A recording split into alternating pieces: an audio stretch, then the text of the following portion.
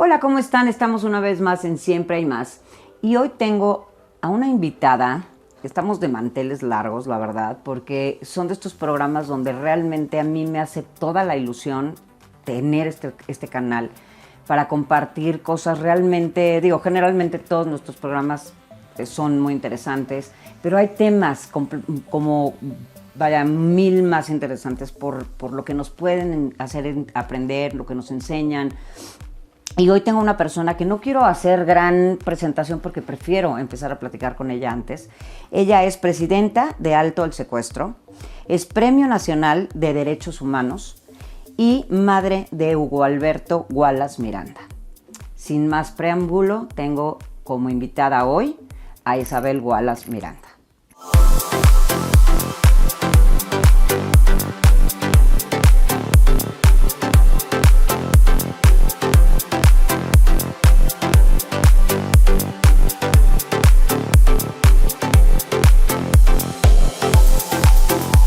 Pues aquí estamos con la señora Isabel Wallace Miranda, gran invitada. Te agradezco infinitamente que hayas aceptado esta invitación para este programa, que finalmente lo que queremos es hacerle ver a la gente que siempre hay algo más, ¿no? Y tú tienes muchísimo que has logrado en esto.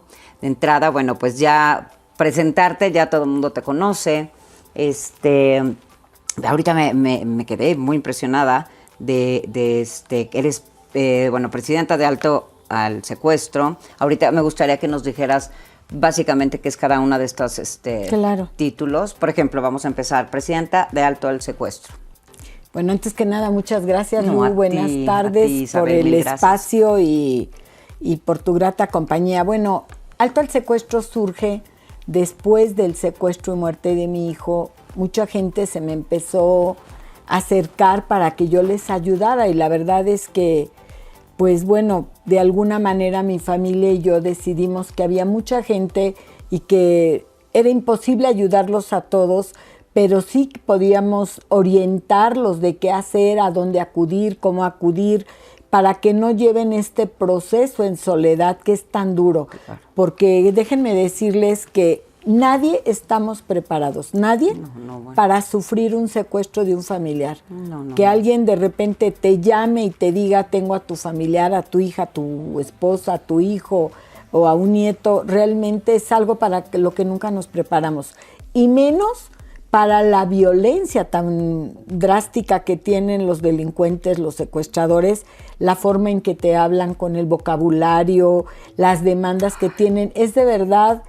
Es un infierno, vivirlo es un infierno, es estar muerto en vida, es una situación muy dura. Y yo viví todo eso sola, es decir, no tuve un negociador, no supe qué hacer.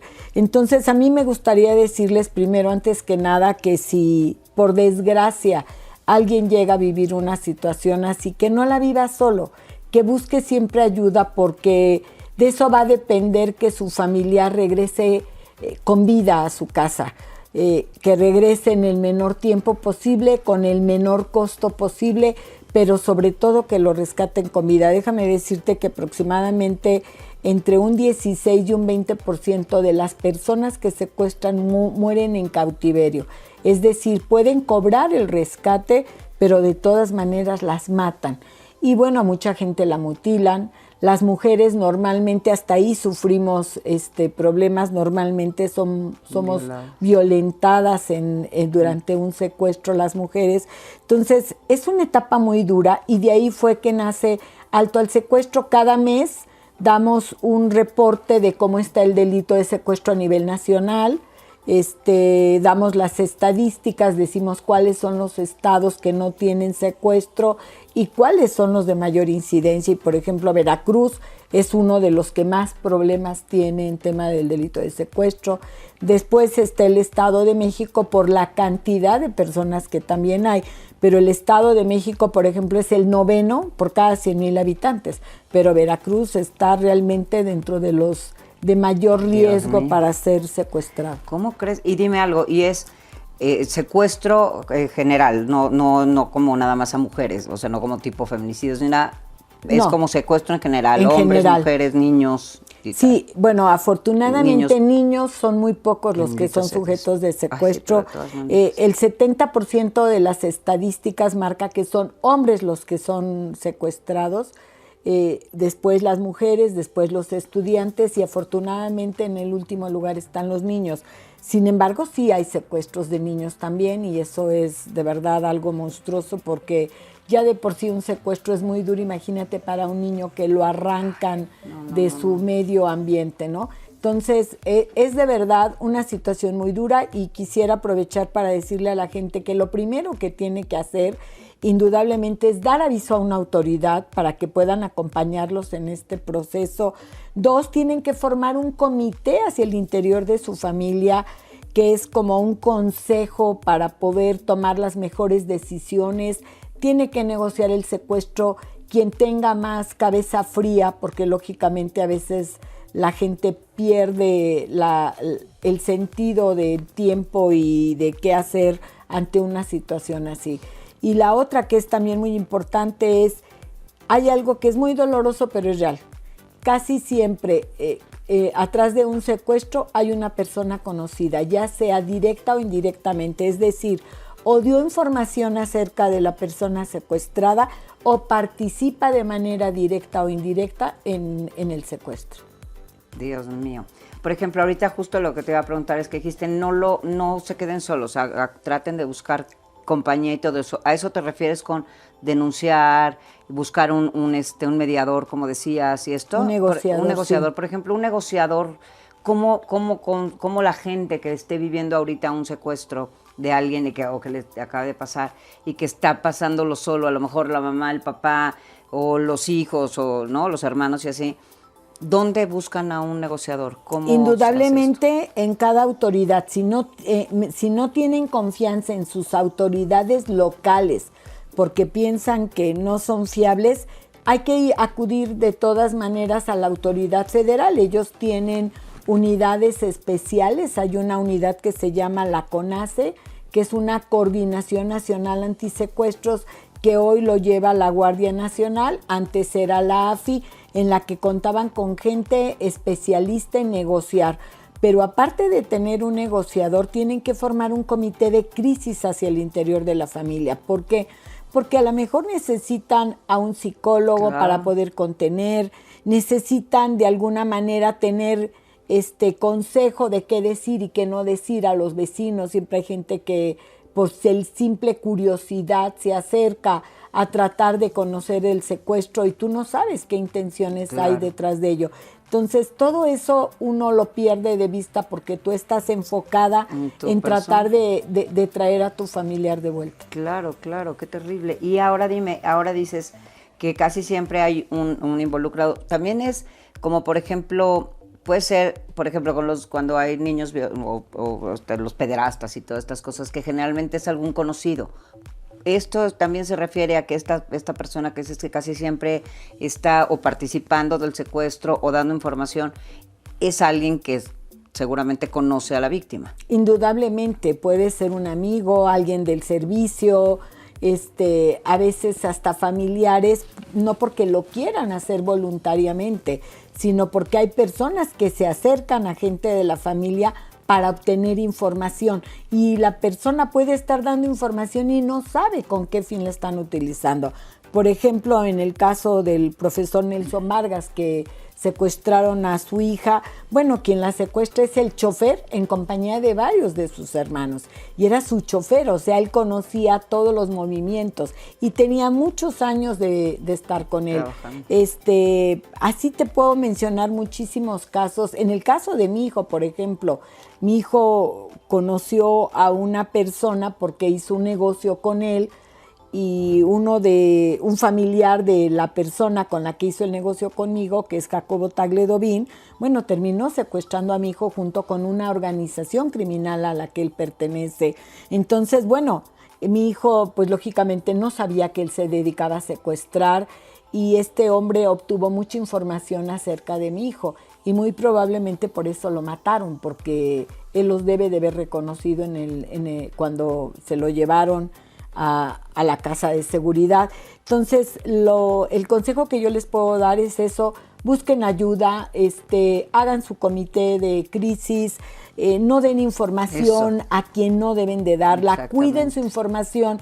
Yo sé que ahora todos los jóvenes quieren en redes estar poniendo dónde están y dan, incluso estamos tomando en tal lugar o ponen la ubicación. Creo todo, que es muy peligroso, debemos de ser cuidadosos a quién le abrimos nuestra intimidad y a quién le damos información y qué es lo que compartimos. Y también algo muy importante, debemos de aprender a cuidarnos dentro de nuestra propia casa, con el servicio, la correspondencia. Si cuando llegamos cerca de nuestra casa vemos autos raros, pues hay que reportarlos, porque normalmente cuando hay un secuestro que los llevan a casa de seguridad, no un secuestro express, esos son ocasionales, esos te vieron pasar y bueno, lo llevan a cabo, pero un secuestro ya extorsivo que te llevan a una casa de seguridad siempre es planeado, no lo hacen de manera improvisada. Te estudian tus movimientos, los movimientos de la familia, tratan de obtener información, entonces todo eso tenemos que aprender a cuidarnos. Sí, claro, eso es una realidad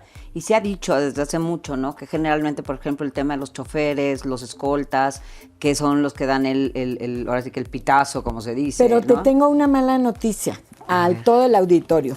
La mayor parte de los secuestros actualmente no los cometen a personas adineradas. Lo cometen a la gente de economía informal, es decir, gente que tiene un puesto en la calle, gente que vende.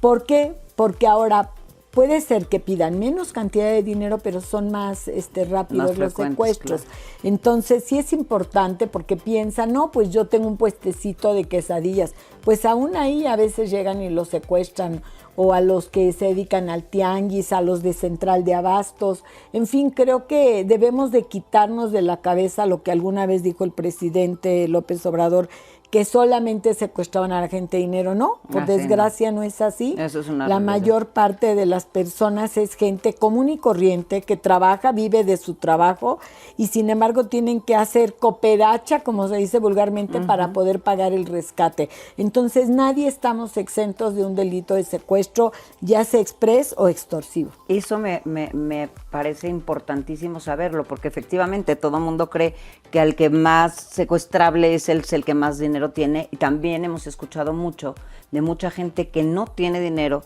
y que ya está siendo secuestrada. Entonces es una realidad, no hay que fiarse, ¿no? Y ahorita me dijiste algo que me parece importantísimo en el tema de la gente de adinerada, digamos, que tiene que cuidar mucho más sus cosas, ¿no? Ser un poco más discreto y tal. Los chavos, efectivamente, como dices, que no estén poniendo en las redes que si estoy en el barco, que si estoy no sé qué padre.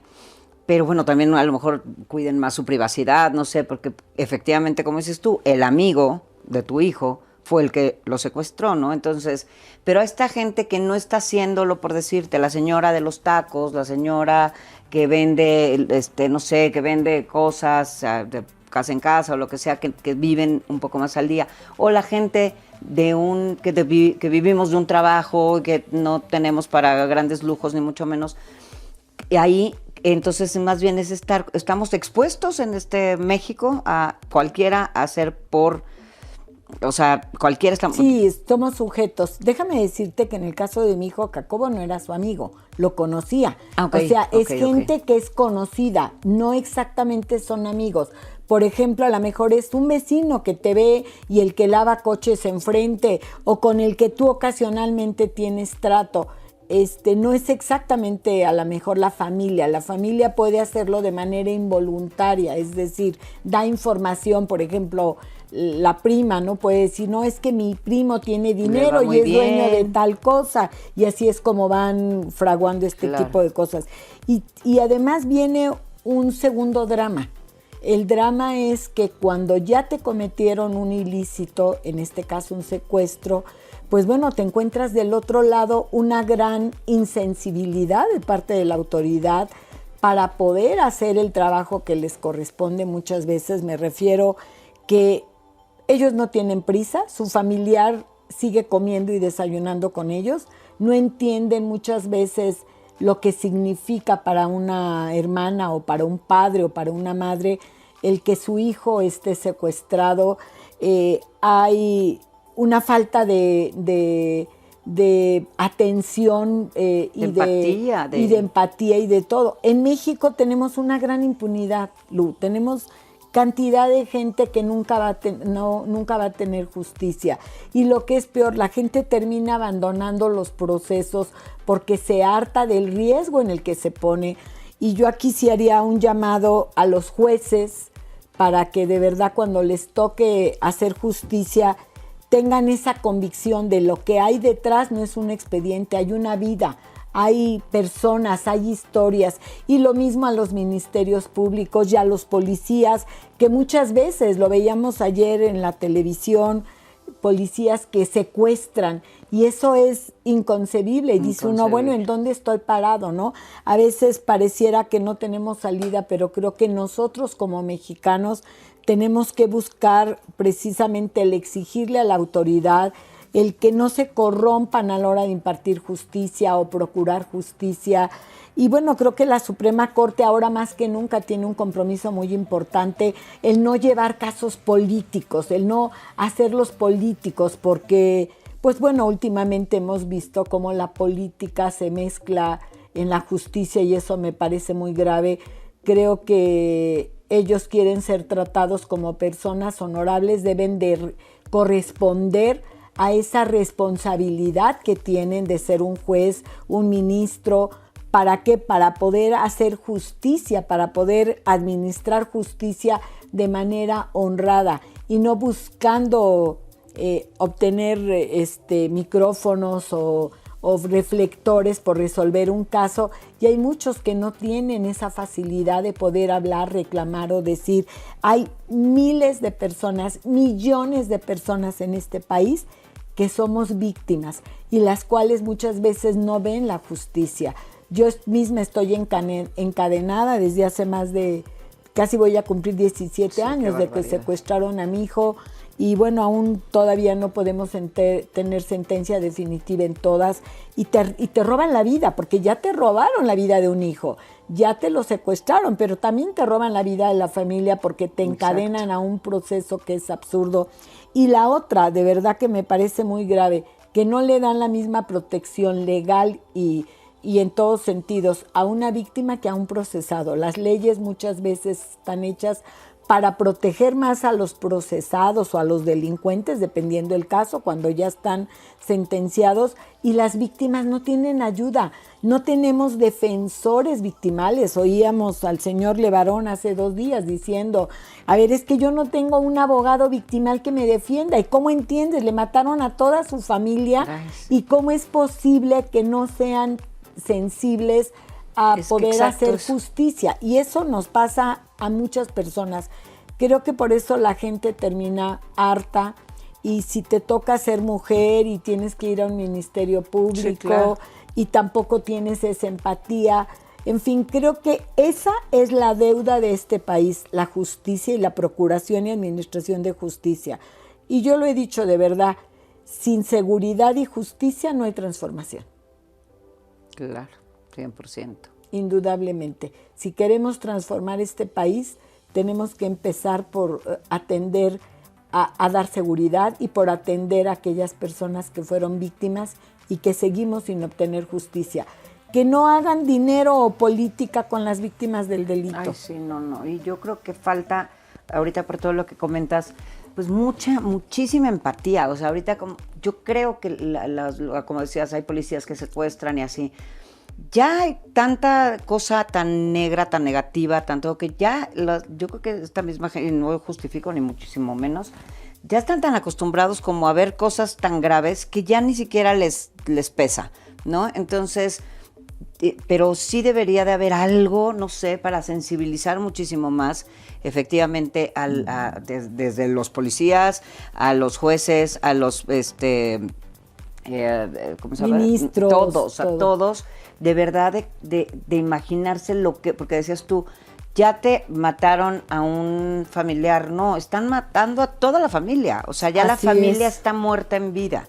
Ese pensamiento, por ejemplo, tú debes de seguir viviendo un dolor enorme al no tener el cuerpo de tu hijo, al no haberlo por lo menos podido dar un sepultura y saber y siempre tener esta duda de sí estará muerto, sí, o tal vez no, porque nunca pudiste ver el cuerpo. Entonces todo esto debe de ser verdaderamente, digo, no sé, debe ser, no, vaya, no es inexplicable, no encuentro ni la palabra. Claro, mira, no tengo duda de que está muerto por desgracia, y digo por desgracia porque hay 3 confesiones de que dijeron qué le pasó a mi hijo, dónde dejaron su cuerpo, qué hicieron con el cuerpo, y es de verdad monstruoso.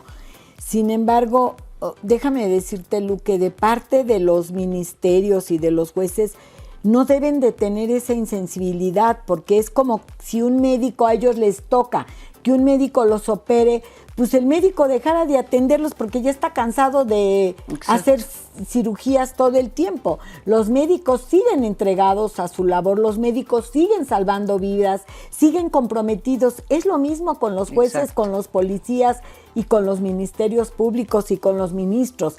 Ellos deben de tener el privilegio de procurar y administrar justicia.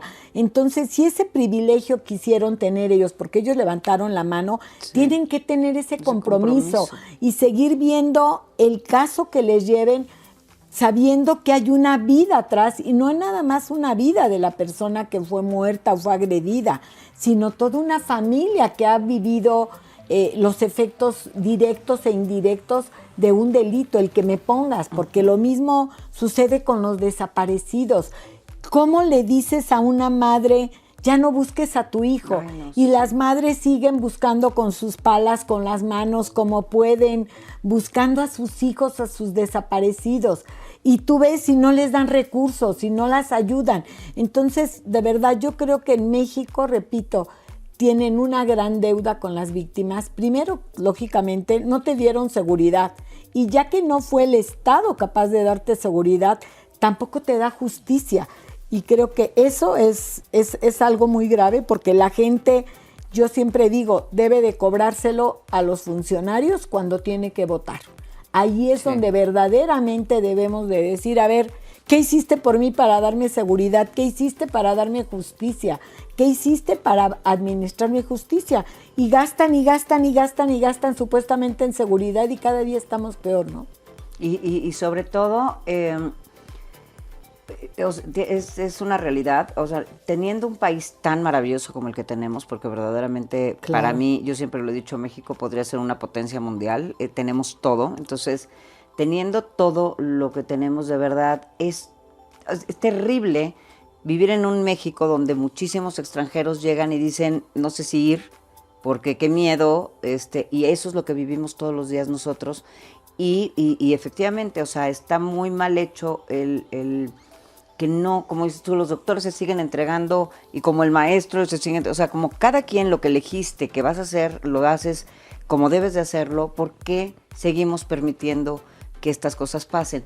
Ahí, por ejemplo, yo te pregunto, ¿qué es el cambio que están tratando de hacer para lograr que haya seguridad y justicia en México? Por ejemplo, ahorita que me decías de Veracruz, jamás me lo hubiera imaginado, y no estamos tan empapados de todas estas cosas, y pues es terrible, o sea, ya todo el mundo se quiere ir a vivir a lo mejor a Mérida porque creo que es muy seguro, o se quieren ir a San Miguel porque es muy seguro y tal, pero conforme va pasando era muy seguro. Entonces ya pues las estadísticas no las sabemos tanto, porque además hay mucho engaño en estadísticas, no se ve, no como dices tú, o sea, tú porque luchaste por una causa, y tal vez algunas otras mamás han luchado por esta causa y han logrado más cosas, pero muchas que no tienen a lo mejor o los medios o no supieron cómo llegar y se han tenido que aguantar sin saber de un familiar, ya sea hijo, hermano, papá, lo que sea.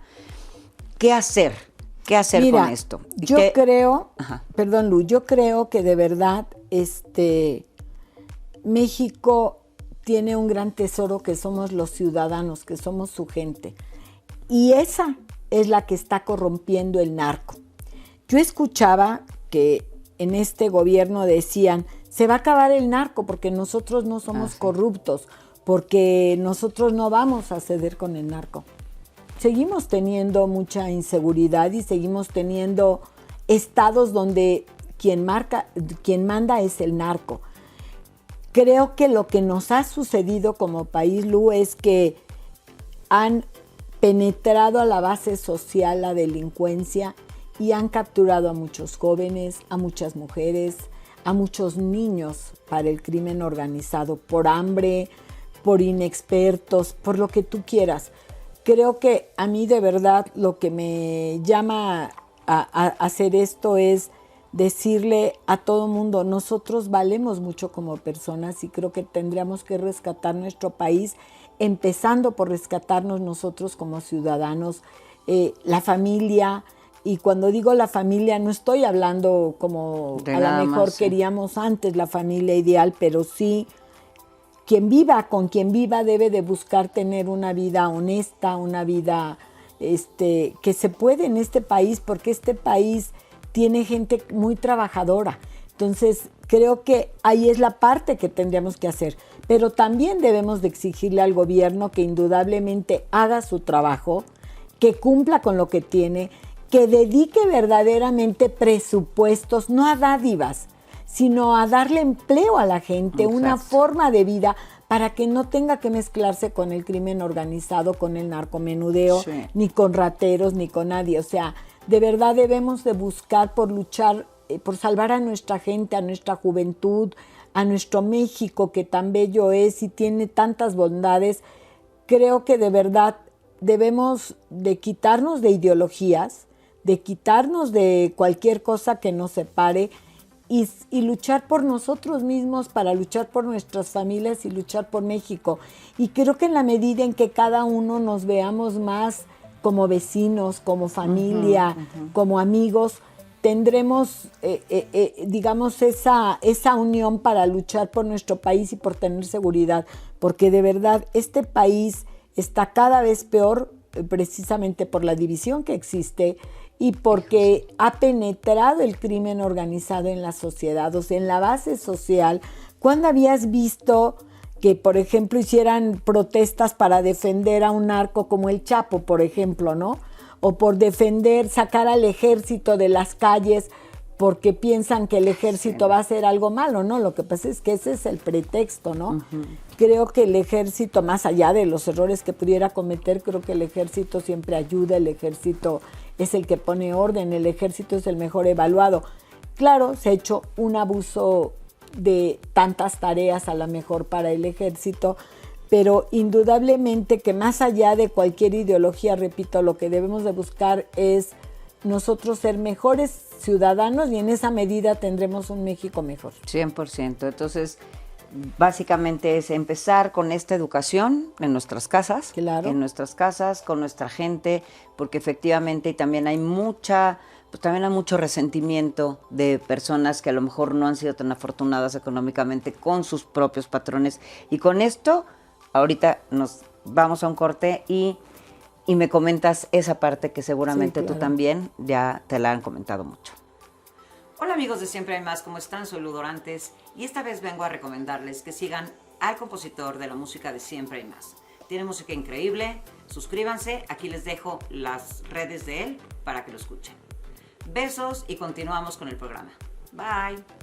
Y regresamos con este cuestionamiento que hacíamos de que mucha gente muchas veces está como resentida, tal vez, porque estuvo trabajando 20 años en una casa, ¿no? Y vamos a analizar un poquito este punto, que estuvo una persona trabajando como trabajadora doméstica en una casa 15, 20 años y no le subieron el sueldo o no sé qué, ya está cansada, tal, y entonces decide irse por el lado fácil, que debe ser un infierno, pero bueno, por el lado fácil de no consigo ya nada y donde me voy a ir a trabajar me van a pagar menos y no sé qué y tal. Y esta gente tal vez es la que diga, pues me voy al narcomenudeo o cosas por el estilo. Fíjate que esa es una situación falsa, es algo que es increíble. Esto equivaldría a decir que todos los albañiles, porque ganan poco, son Sí, rateros. pues, exacto. Y no, al contrario, todos los albañiles son gente honrada. Y trabajador, es gente que trabaja con el sudor de su frente. De veras, se parten el lomo día y noche muchas veces porque tienen que quedarse a dormir en las obras y eso no los hace malas personas. Yo creo de verdad y estoy convencida que obra mal quien tiene malos principios. Exacto. Creo que podemos ver a mucha gente honrada que transita 4 horas para poder llegar a un trabajo y se sube un malandro a un microbús y te roba el poco dinero de tu día. Ahí ves la diferencia. Uh-huh. Quien se gana la vida honradamente, que es la mayor parte de las personas, y los malandros que buscan la oportunidad. Yo creo que México, de verdad lo digo con el corazón en la mano, somos un pueblo trabajador, somos un pueblo que le gusta ser honrado, y también hay gente deshonesta. Y yo creo que no podemos tachar a todos porque alguien sea indigno, porque alguien sea mala persona. Creo que vivimos en un país con una gran libertad de oportunidades. Hay quien vende tostadas en una esquina, sopes, quien vende hace manualidades, o vende marcas de zapatos, de cosméticos, lo que quieras. Siempre hay una oportunidad para ganarse la vida honradamente. Creo que es un pretexto de la gente que tiene ya mala entraña para poner pretexto de tuve que salir a robar. Siempre puedes lavar un coche, puedes hacer qué hacer, puedes vender cosas. Siempre hay oportunidades. Mira, yo nada más te pongo un ejemplo. ¿Por qué los mexicanos que cruzan la frontera terminan prósperos? Porque trabajan muchísimo. Uh-huh. Nada más que allá sí hay reglas y las respetan. Nosotros los mexicanos, en cuanto cruzamos la línea, nos comportamos de otra manera. Uh-huh. Y allí tienes la prueba. Allá se aplican la ley y respetan la ley. Eso es lo que deberían de hacer aquí. Y yo creo de verdad que tenemos gente muy trabajadora, gente muy luchona, mujeres que salen a partirse la cara todos los días por su familia, regresan, tienen que hacer la comida o la hacen los fines de semana para toda la semana.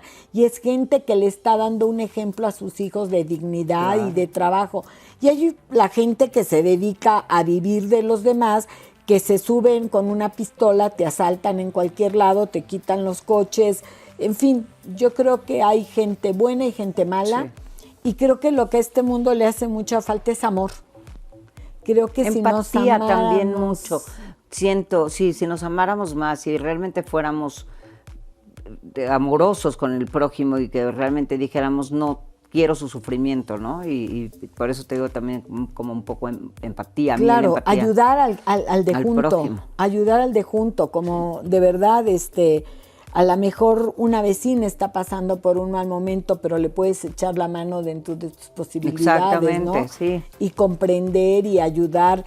Yo creo que, repito, México es un país bello, tenemos grandes riquezas. A veces lo que tenemos son malos administradores. Sí, 100%, porque además también el mexicano es súper ayudador, o sea, los terremotos. Es solidario, somos es muy solidario. Súper solidarios. Hay un terremoto y todo el mundo va a ver que, ¿no?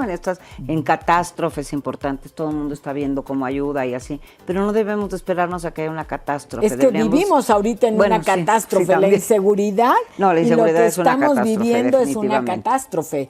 Estamos deteriorándonos como sociedad y como al permitir tanta cosa. Entonces creo que debemos de rescatarnos. 100%. Y pasando a la siguiente pregunta, pero dejando bien en claro que me parece importantísimo lo que dices, tenemos que empezar en nuestra casa, educándonos a nosotros mismos, poniendo este granito de arena, en qué no voy a fallar, qué voy a enseñarle a mis hijos, ¿no?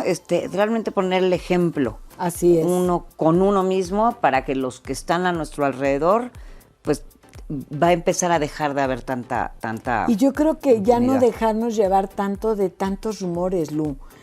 La gente cree todos los rumores que salen en la calle, en la tele. No, creo que un pecado que tenemos los mexicanos es la ignorancia de no informarnos adecuadamente. Sí. Creo que por ahí empieza, por eso hay tanta división, ¿no? Yo creo que lo primero que debemos de hacer de verdad es informarnos adecuadamente para no irnos con cualquier cosa que escuchemos en la calle, porque de repente si dicen ya se va a acabar el mundo, la gente se vuelve loca, ¿no? Pues no, creo que todavía no tenemos quien nos diga cuándo se va a acabar el mundo. Exactamente. Afortunadamente, sí, porque sería horrible. Ahora platícame de tu Premio Nacional de Derechos Humanos. Bueno, me lo otorgó la Comisión Nacional de Derechos Humanos. Hay un comité en el que ellos le ponen diferentes personas, ven la trayectoria que hicieron. A mí me lo dieron, lógicamente, por lo que te acabo de comentar, por el tema de defender los derechos humanos de las víctimas. También hemos promovido leyes en las que fueron aprobadas. Una de ellas fue la del delito de secuestro. Alto al Secuestro propuso y fue acompañado por muchas ONGs la ley para prevenir y sancionar el delito de secuestro. Yo digo que es una ley que nació del dolor porque es lo que yo viví y no aceptaron muchas más cosas. Por ejemplo, yo lo que proponía es, si a ti te tienen secuestrado, no me cobres impuestos, no me cobres agua, no me cobres luz, no me cobres nada, porque tú no fuiste capaz de protegerme. Claro. Entonces, mientras esté secuestrado y yo me restablezca, por lo menos no me cobres. Bueno, pues nos siguen cobrando el agua, la luz, el teléfono, todo. Creo que eso es algo que de verdad... Si te toca presentar tu declaración, pues encerradito, cuando salgas pagas tu multa y tus actualizaciones y demás. Creo que se han ganado algunas cosas en letra, es decir, por ejemplo, derechos de víctimas, pero el gran problema, el gran dolor es que muchas veces son letras muertas, porque lo que te decía, tenemos derecho a un abogado, pero si no hay abogados, pues mucho gusto que tenga la ley si no hay quien me defienda, ¿no? Claro. En cambio, a un delincuente, a un imputado, le tienen que poner un abogado y si no, no hay audiencia. Entonces, ahí es la inequidad. La que resintió el mal fui yo. Claro, a mí me robaron, a mí me hicieron o me tornaron. Y resulta que el que hizo el daño, pues bueno, ese sí tiene abogado. Son esas incongruencias que mantenemos en nuestras legislaciones y en los hechos, porque a lo mejor en la legislación, repito, trataron de equilibrar algunas cosas, pero en la práctica no se ve. Claro. Sí, una barbaridad. Y lo que dices tú, efectivamente, que fíjate, jamás se me hubiera ocurrido, pero, o sea, una persona que está secuestrada y que además la familia tiene que estar viendo de dónde consigue para esos dinerales y todo, y luego te siguen cobrando, sí, digo, aunque suene tal vez como que, no pensaría en eso, no, pues es que sí, de por sí ya se queda uno con problemas económicos importantes, ¿no? Más el trauma, más el dolor, más ojalá regrese la persona. Bueno, incluso el rescate, ya que no son capaces de devolvértelo porque parece que tenemos puros secuestradores pobres, ¿verdad? Que se gastan el dinero. Ok, mira, pues yo gasté tanto en rescate y lo descuento de mis impuestos que yo tengo que pagar. Si no te tengo que pagar en 10 años, pues durante 10 años a mí no me diste seguridad, entonces no te pago impuestos. Sí, o sea, no tiene ningún costo el Estado por no brindarte seguridad, y eso me parece una barbaridad. Una barbaridad. Y bueno, por supuesto te merecías ese premio. Y bueno, finalmente como madre de Hugo Alberto, ¿cómo pudiste o cómo has podido, porque me imagino que es algo que nunca va a sanar, cómo has podido superarlo de alguna forma, por decirle, porque me imagino que es algo que jamás se supera, pero cómo has podido salir adelante? Tienes una fuerza impresionante definitivamente, porque no nada más perdiste algo que es invaluable, como es un hijo, que siempre lo hemos dicho, para la pérdida de un hijo no hay ni siquiera un nombre. Entonces, ¿cómo has podido, y además, levantar la voz para ayudar a otras personas? ¿De dónde viene todo eso? ¿Cómo lo has hecho para ayudar a madres que tal vez están, que están en tu situación, seguramente, en que esperemos nos escuchen y nos vean? ¿Qué les puedes decir? ¿Cómo es Isabel Wallace? Pues mira, nunca superas la pérdida de un hijo en esas circunstancias, jamás lo superas. Creo que aprendes a vivir con el dolor, con ese vacío. Por otro lado, déjame decirte que la fuerza me nace del amor que le tengo a Hugo. Yo sé que Hugo, donde está, que está en el cielo, y Dios nuestro Señor siempre ha estado conmigo, y yo todos los días le digo a Él que me dé fuerza al Espíritu Santo, que me ayude para poder luchar y lidiar con el mal y con los delincuentes, porque están poseídos por el demonio y todas sus ayudas son igual. 100%. Son gente que está poseída por el demonio, que ni siquiera busca la forma de ayudar a quien fue víctima del delito, sino buscan cómo sacarlos, y yo siempre digo, a la vuelta de la esquina se los pueden encontrar, igual que nos pasó a quienes sufrimos una situación así. Y bueno, creo que de ahí es de donde nace la fuerza. Yo tengo una gran empatía por todas las madres que pierden un hijo, y no solamente en un secuestro, las de feminicidio, las de desaparecidos, porque solo quien hemos perdido un hijo entendemos ese vacío y ese dolor tan fuerte que tienes, pero también entendemos la fuerza que nos dan los hijos para luchar. Por eso ves a tantas madres haciendo protestas, yendo a buscar a sus hijos a lugares más recónditos y a buscar justicia para sus hijos, porque esa fuerza se las da el querer encontrarlos, nos las da el hecho de buscar justicia para ellos, aunque en ellos muchas veces nos vaya la vida, como ha pasado con muchas activistas que las han matado los propios delincuentes porque se sienten que no pueden estar ya en una cárcel. Hay quienes tienen dinero y pagan porque te sobajen, porque te insulten en la calle, porque te hagan cosas. Y hay quien verdaderamente pueda tener un arrepentimiento y aceptar sus culpas. Pero la mayor parte de los delincuentes siempre niega sus responsabilidades. Y repito, yo ahí le hago un llamado nuevamente al Poder Judicial, a los policías y a los ministerios públicos para que protejan a las víctimas del delito. Creo que eso es... Acá tenemos un probable responsable, pero cuando alguien va y denuncia, tenemos una víctima. Ahí ya no hay duda de que hay una víctima. Sí.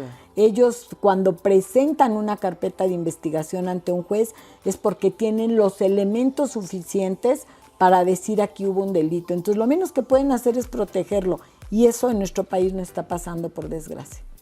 Así es.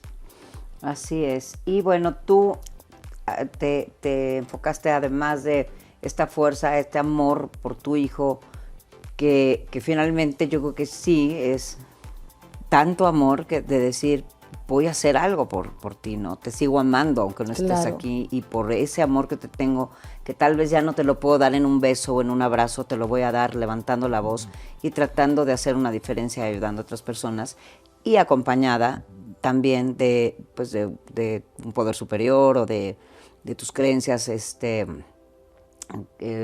religiosas y tal.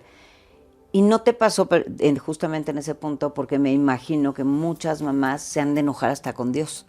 Sí, claro, ¿no? Entonces, claro. A mí yo lo viví. A esas mamás, exactamente, porque finalmente, pues todos venimos a este plano para cumplir algo, ¿no? A veces somos, a lo mejor tú estás cumpliendo, tu hijo cumplió lo que tú estás terminando, ¿no? Entonces se necesitaba, tal vez, o sea, suena muy fuerte, pero bueno, nadie vamos a entender tal vez los designios de Dios o lo que sea, que hay cosas que yo tampoco creo que las decida Dios. Pero estas mamás que están enojadas con Dios, que ya no tienen fe, que ya no tienen nada, y que no tienen, te digo, a lo mejor ni quien las escuche, y que verdaderamente, porque ahorita que me decías, hay mamás que con palas buscando a sus hijos y todo, y me las pude imaginar perfectamente, y de repente ves mujeres que llevan la foto de su hijita cuando tenía 2 años y ahora tiene 17, y entonces el dibujo hablado y tal, y que siguen ahí con su cartulina y tal, y que seguramente ya perdieron hasta la fe. Ahí, ¿cómo las ayudamos? Pues mira, yo creo y estoy convencida de que hay un ser superior, yo creo en él. Yo también. Yo sé que a veces no entendemos los designios, no entendemos por qué él nos manda a padecer y a sufrir estos dolores, pero a lo mejor es para eso. Yo me doy cuenta, en medio del mal que nos rodeó en el secuestro de mi hijo, siempre estuvo Dios y sigue estando Dios. Wow. Y yo tengo la certeza que todos los secuestradores de mi hijo van a pagar por lo que hicieron en la cárcel y donde Dios decida. Creo que cada persona que tenga que ver con el caso de una víctima debe de cuestionarse si de verdad vale la pena que empeñe su alma por un interés político o por un interés económico que se pueda vender contra algo que es más sublime, que es tu conciencia y que es el hacer lo que realmente debes de hacer de acuerdo a tu moral y de acuerdo a tus principios, y que tarde o temprano lo puedes tú vivir, ¿no? Entonces, claro, vas a acabar pagando.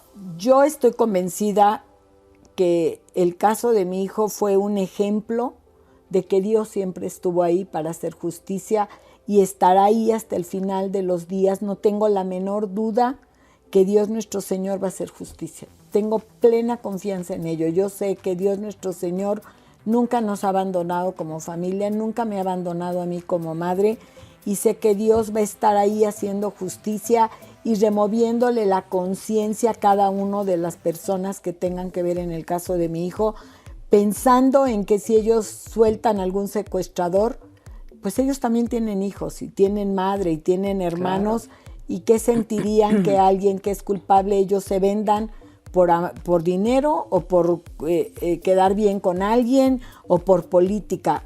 Creo que no vale la pena condenarte por una situación así, y yo le pido a todas las madres que tengan fe en que a veces Dios nos pone pruebas difíciles porque tenemos algo que aprender de alguna situación, y creo que aquí lo que yo aprendí fue a tener más fe, porque claro que me enojé, claro que le reclamé a Dios nuestro Señor, pero Él siempre ha estado conmigo, siempre me acompaña, y Él es el que me ha librado de tantos peligros, y estoy seguro que me llevará a buen camino, a que un día yo pueda llevar mi vida normal y yo tenga la tranquilidad que todos los delincuentes de mi hijo no van a salir de la cárcel.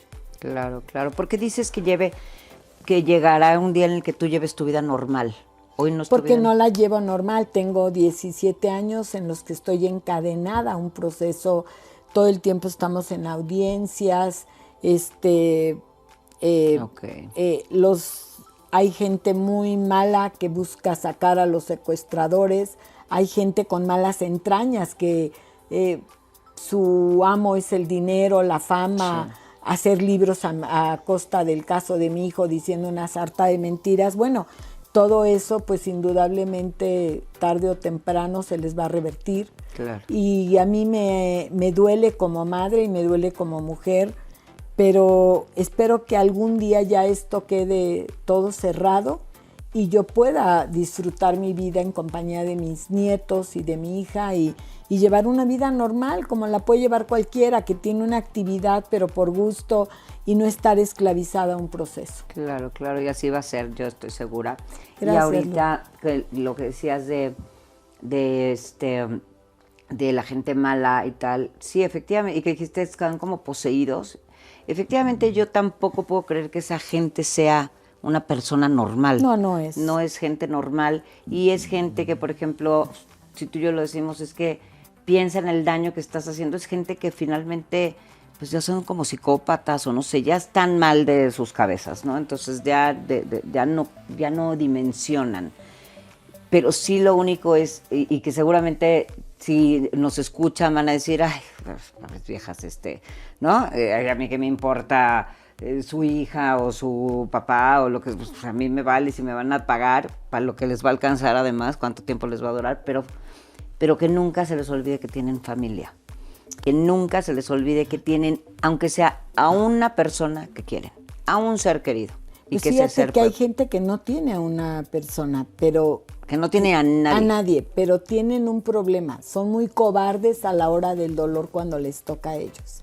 Bueno, cuando les toca a ellos son los más cobardes. Sí, que los tengan fíjate, ahí. Un secuestrador necesita actuar en bola para someter a una persona, porque es tan cobarde que ni siquiera tiene el valor que tiene un ratero para enfrentarte y dar la cara y sacarte un arma. Él lo hace de tú a tú.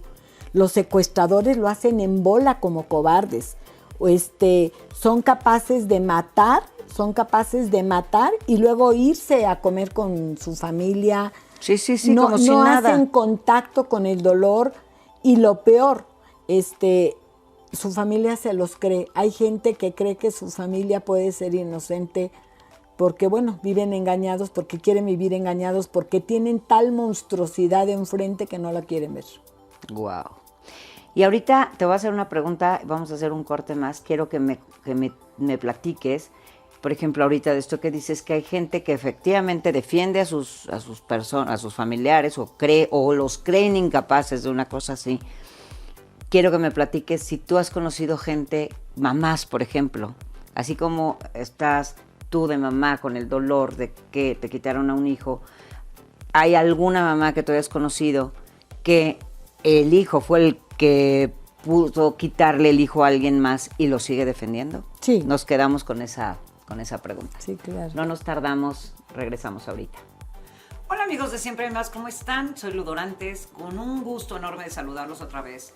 Y como quería decirles algo que normalmente no puedo decirles en los programas, porque pues tenemos invitados maravillosos que vienen siempre a decirnos algo muy interesante. En esta ocasión yo lo que les quiero decir y recordar es que yo soy coach de vida y que nada me dará más gusto que si alguien de ustedes necesita de mí, por favor no duden en buscarme. Soy especialista en codependencia y en muchos otros temas, en chavos, parejas, etcétera. Los quiero muchísimo, quedo a sus órdenes y nos vemos en el próximo capítulo de Siempre Hay Más. Besos. Y seguimos en esta maravillosa, magnífica, enriquecedorísima plática con Isabel Wallace. Y te preguntaba, así, ¿te ha tocado conocer mamás así que aunque sabes que saben que su hijo es un delincuente o lo peor palabra, asesino, secuestrador y todo, siguen defendiéndolos?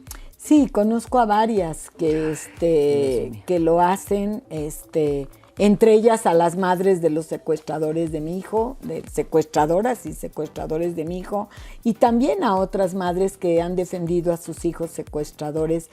Yo creo que se ciegan o a veces, pues bueno, los defienden a capa y espada pese a lo que sea, ¿no?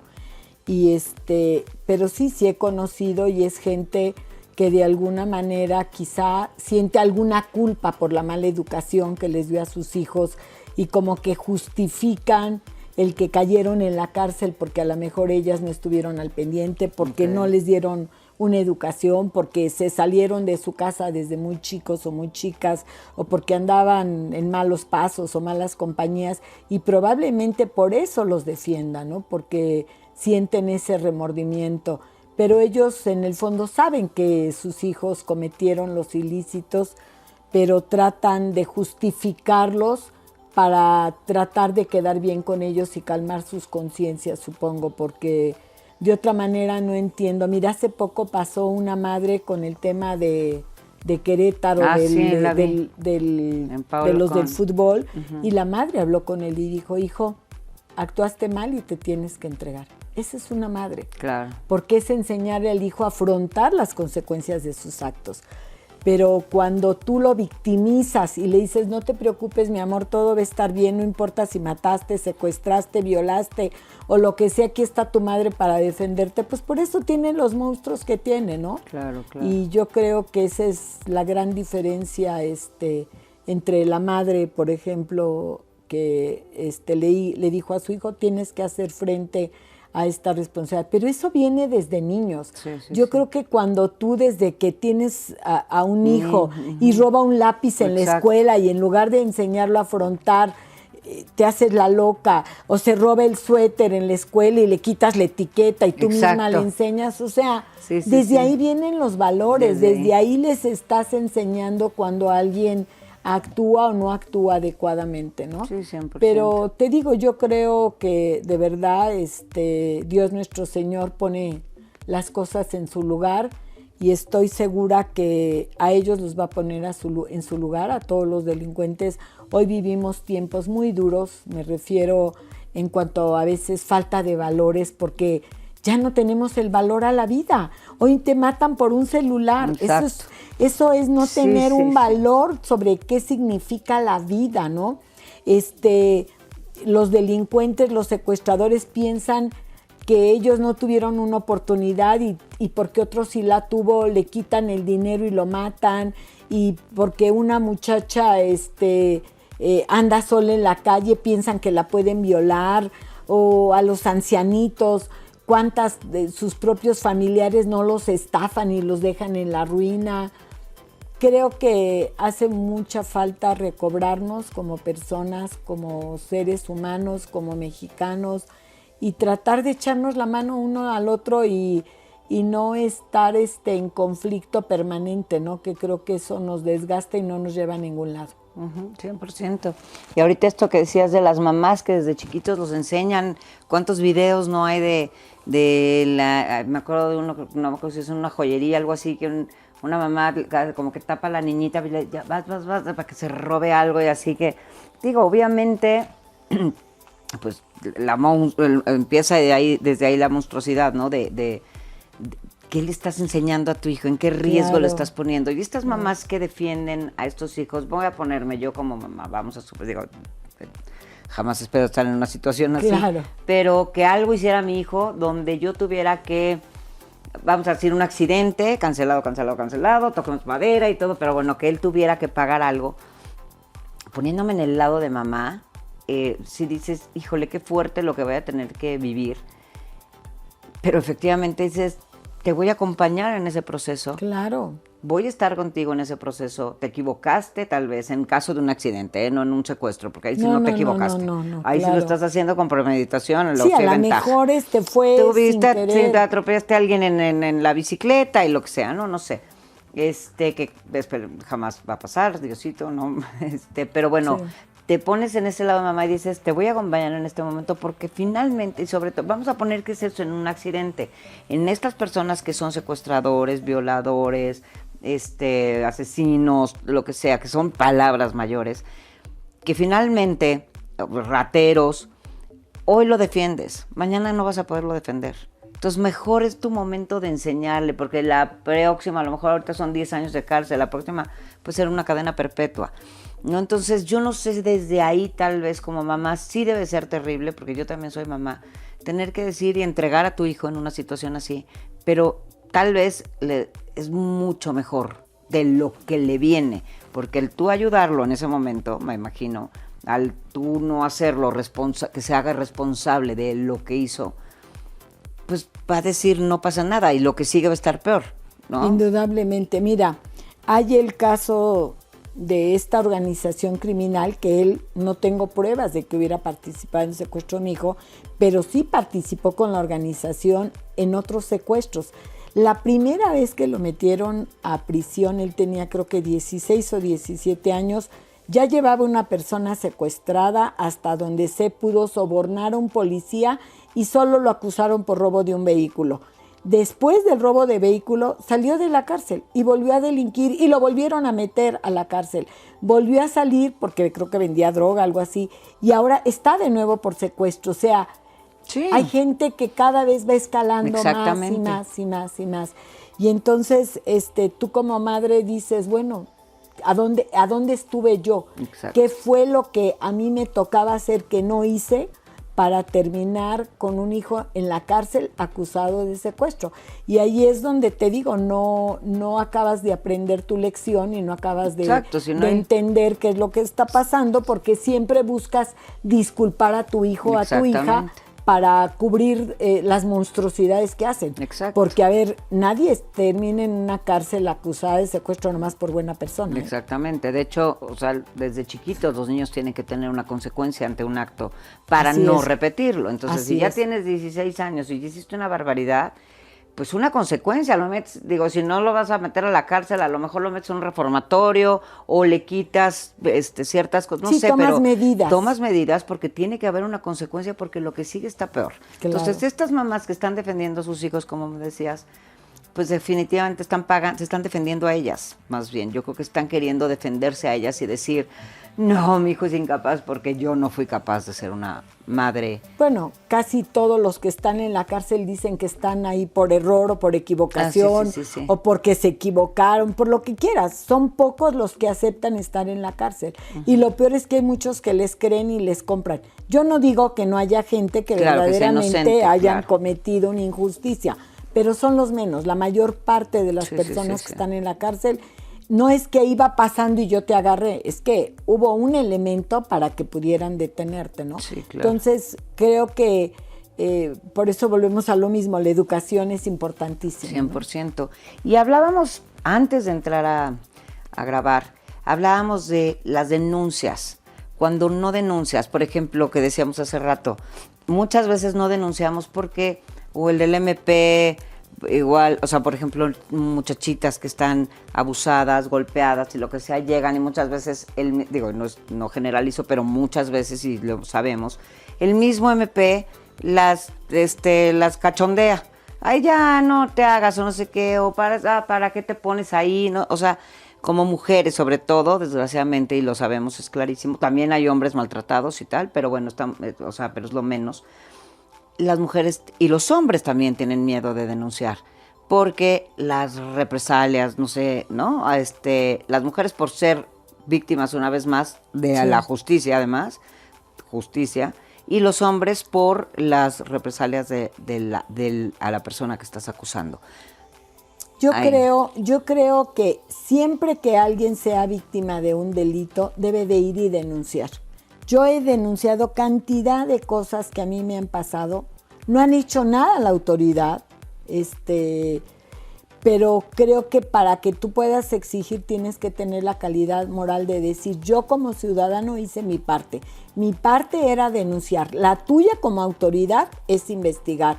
Porque de otra manera, pues dicen que todo está muy bien, que no pasa nada, porque la gente ya no va y denuncia. La gente sabe que va a perder muchas horas en un ministerio público y que además no va a pasar nada. Y lo que es peor, muchas veces tiene miedo de que tengan su información porque piensan que pueden ser vulnerables. Pero es importantísimo que denunciemos porque de otra manera, pues vamos dándole un pase de inmunidad a los delincuentes, a los rateros, a los secuestradores, a los violadores, a quien me digas, si tú no lo denuncias, no va a pasar nada. Ok. Y por ejemplo, la gente que dice, es que ¿para qué denuncio si de todas zonas no pasa nada? Creo que debes de empujar tu caso, debes de estar al pendiente de que hagan y estar como cuchillito de palo a que hagan. Y repito, creo que lo que no podemos hacer es dejar de hacerlo. Claro, porque entonces se sientan en sus laureles. Un delincuente, el que me digas, le apuesta a la impunidad, porque la impunidad es muy alta. Pero si nosotros ayudamos a tampoco denunciar, pues es decirles, haz lo que se te pegue la gana porque este país es tu propiedad y yo no cuento y la autoridad no cuenta. Entonces creo que cada uno debemos de buscar hacer nuestra parte. Exacto, entre más denunciemos, pues más harán caso. Y deben de hacerlo, y debe de estar uno denuncie, me refiero a que no hacen nada. Ahora tenemos algo que se llama redes sociales y ahí puedes decir, también, a ver, yo fui denuncié y el MP no ha hecho nada. Eso les duele mucho para ellos a veces, a otros no, a otros les hace lo que el viento a Juárez. Pero creo que sí es importante que denunciemos. Ok. Y también me comentabas algo que dice la Constitución, de que, por eso ya creo que ya me lo comentaste, que es que hay mucho más, las leyes en general están hechas como para beneficiar mucho más a los procesados que a las víctimas. Creo que en México el sistema como tal, el sistema de procuración y administración de justicia, por ejemplo, habla que te deben de aplicar lo que sea más benéfico para ti, pero para los delincuentes, no para la víctima. Y creo que ahí hay una inequidad bárbara.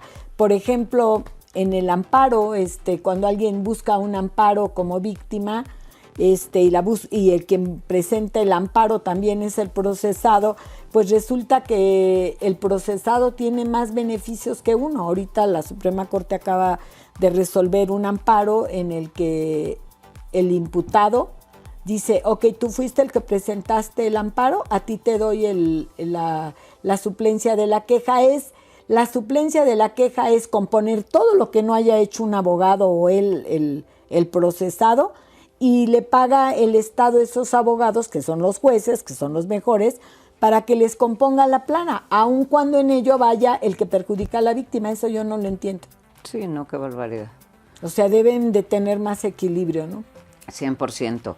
Y en nuestro último bloque, te voy a preguntar algo que es importante, que es, por ejemplo, el tema de las denuncias de violación. De las denuncias de violación a las... O sea, ¿por qué la gente no denuncia?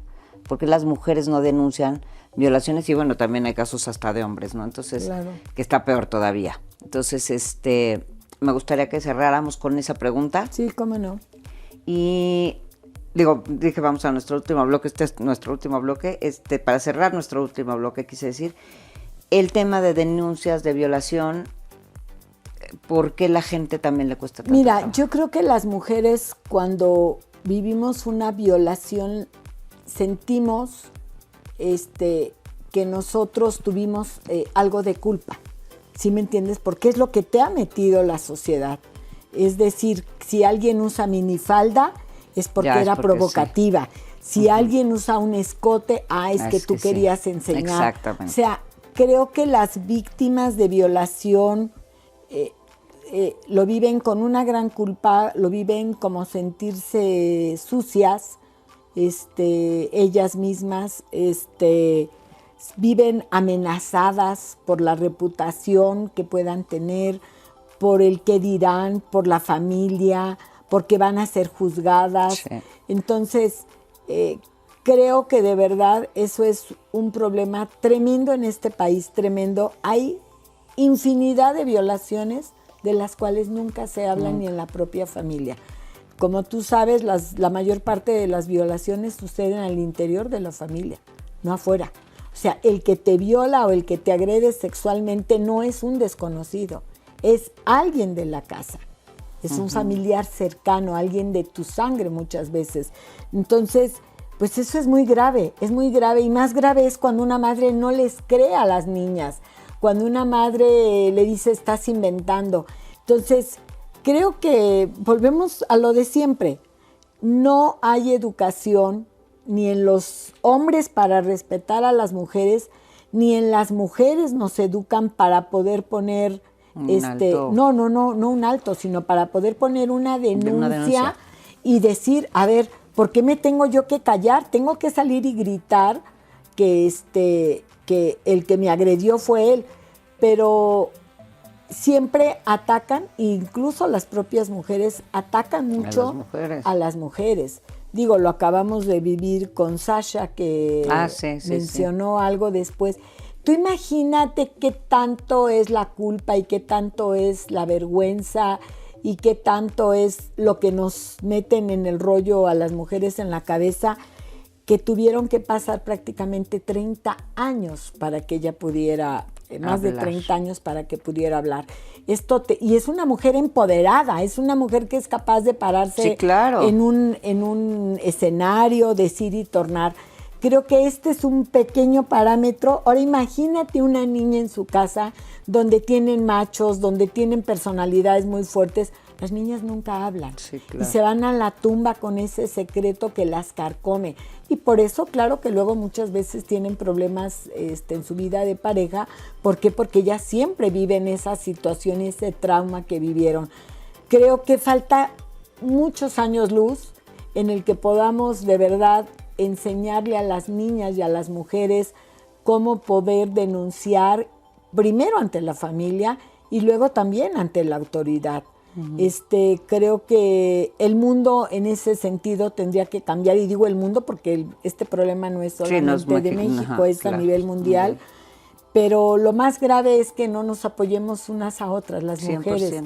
O sea, creo que ahí es donde deberíamos de hacer equipo e infundir confianza, fuerza en las mujeres que se atreven a hablar para poderlas apoyar y no para juzgar. Sí, porque de hecho, y te iba a comentar esto, que cuando alguien habla de alguien que la violaron es como si esa persona hubiera tenido la culpa. Claro. ¿No? Y que la violaron, no manches, pobre, que no, hasta pobre, pero bueno, ya se le ve diferente. A ella la violaron y a ella la todo el mundo lo habla así, ¿no? Lo mismo de una persona que secuestran. Sí. A él lo secuestraron, a ella o sea, queda la gente como marcada, ¿no? Exacto, como exactamente. Y ya para ahora sí cerrar, te quería preguntar ya nada más para que la gente que no conoce bien el caso de Hugo, ¿cuánto tiempo estuvo secuestrado? ¿Cuánto tiempo estuviste tú en este proceso? ¿Y hace cuánto tiempo tú supiste que él ya no estaba? Bueno, yo me enteré que Hugo estaba muerto 6 meses después. A él lo secuestran un 11 de julio. Yo supe que muere el 12 de julio, o sea, al día siguiente, porque lo golpearon y hubo muchísima violencia. Descuartizaron su cuerpo en el mismo casa de seguridad, tenían los vidrios pintados de negro, querían llevárselo a otra casa, ya no les fue posible, trataron de mover su camioneta de donde la había dejado, pudimos dar con la camioneta y automáticamente fuimos como encontrando el hilo. Yo me enteré el 9 de febrero del 2006 aproximadamente, me enteré porque confesó una de ellas que habían matado a mi hijo. ¿Cuántos años tenemos encadenados a este caso? El 11 de julio ya cumplimos 17 años. Él dejó una niña de 10 años huérfana. Él tenía solo 33 años, Hugo Alberto Wallace Miranda tenía 33 años, era un hombre muy joven, con plenitud de vida, un hombre alegre. Y bueno, ahora no entiendo cómo hay quien pueda defender a los secuestradores de mi hijo, es impensable. Claro. Ellos tienen dinero, hacen estrategias para tratar de quitarse su culpabilidad. Yo repito, yo hago un llamado indudablemente al Poder Judicial para que haga lo que corresponde. Creo que lo que menos pueden hacer es trampa, lo que menos deberían de hacer es utilizar un caso en una cuestión política. Yo confío en que el Poder Judicial haga su trabajo y lo haga bien, porque tenemos todos los elementos para que los declaren culpables ya en sentencia definitiva, y esperemos que esto suceda pronto con la ayuda de Dios y de la sociedad y de los jueces. Y bueno, pues repito, yo pueda de alguna manera tener una vida menos azarosa, menos complicada, y tratando de llevar una vida en paz, porque ya estoy cansada de estar encadenada a esta situación, ¿no? De acuerdo. Isabel, en verdad te agradezco con todo mi corazón este tiempo, esta entrevista, tus palabras, tu enseñanza, lo que les estás llegando seguramente a todas las personas que lo necesitan. En verdad te agradezco infinitamente que nos hayas concedido esta entrevista para este espacio, que realmente lo que queremos es poder ayudar y llegar a alguien más, porque siempre hay más para poder hacer las cosas mejor.